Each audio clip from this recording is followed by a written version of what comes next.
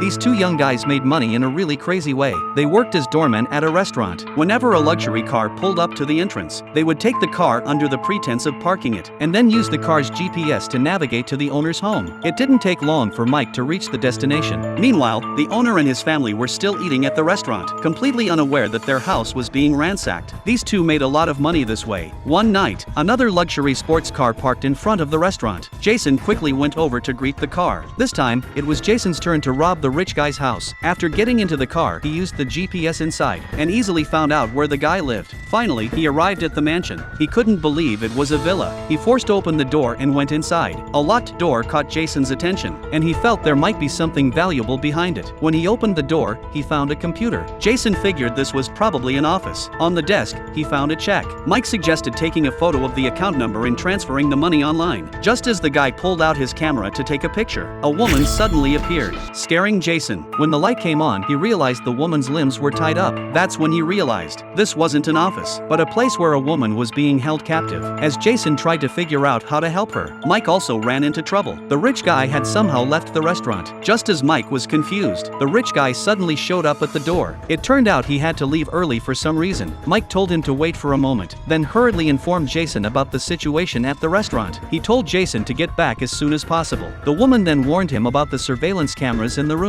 The rich guy checked them at regular intervals. Just as she finished speaking, the rich guy pulled out his phone to check the footage. To avoid being caught, Jason had no choice but to put everything back where it was. He told the woman he would go get some tools and come back to help her. When Jason returned with the tools, he found the lights on in the room. It seemed the rich guy was still reviewing the footage. At that point, Jason had to give up on saving the woman. Back at the restaurant, the rich guy was getting impatient. Luckily, Jason returned in time, and the whole ordeal went unnoticed. Afterward, Jason used a public phone to call the police. When the rich guy returned to his villa, everything had already been put back in place, so he didn't notice anything unusual. It wasn't until he entered the bedroom that he found signs someone had been in his bed.